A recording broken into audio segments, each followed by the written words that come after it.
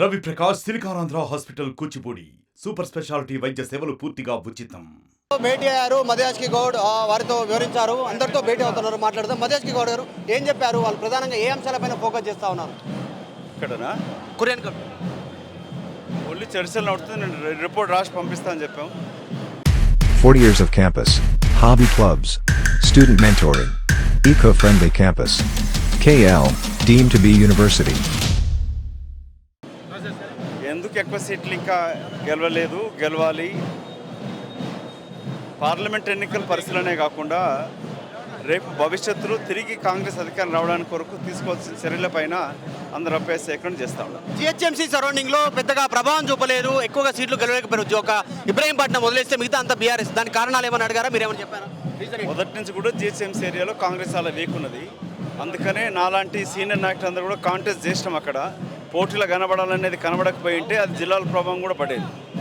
So ఓడిపోతామని తెలిసినా కూడా పోటీ ఎందుకు చేసినామనంటే హైదరాబాద్ జిహెచ్ఎంసీ ఏరియాలో కాంగ్రెస్ పోటీలు కనబడకపోతే మిగతా ప్రాంతాల్లో ఏమీ లేదనే ప్రభావం వస్తుంది.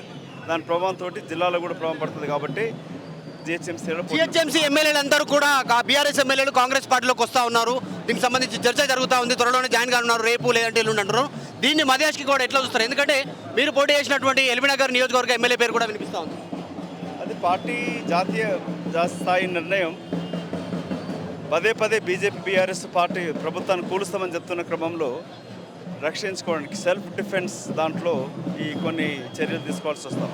మీరు సమర్థిస్తా ఉన్నారా జాయినింగ్స్ని? బీఆర్ఎస్ ఎమ్మెల్యే జాయినింగ్స్ గతంలో బీఆర్ఎస్ ఇదే విధంగా చేసింది, మళ్ళీ అదే తప్పిదం కాంగ్రెస్ చేస్తుందని చర్చ జరుగుతుంది. వ్యక్తిగత సమర్థన అపోజిషన్ ఉండదు. కాంగ్రెస్ అధినాయకత్వ నిర్ణయాన్ని ప్రతి కాంగ్రెస్ పార్టీ కార్యకర్త శిరసావహించాల్సి.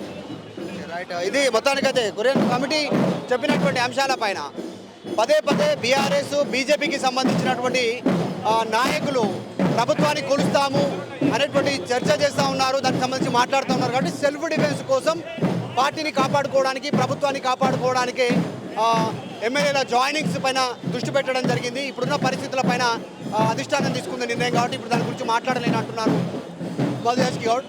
వీడియో జర్నలిస్ట్ గణేష్తో మధు మల్కేడ్ గారు, కాంతిభవన్. మరిన్ని వీడియోస్ కోసం ఛానల్ ని సబ్స్క్రైబ్ చేయండి. లేటెస్ట్ అప్డేట్స్ కోసం వాట్సాప్ ఛానల్ ని ఫాలో చేయండి.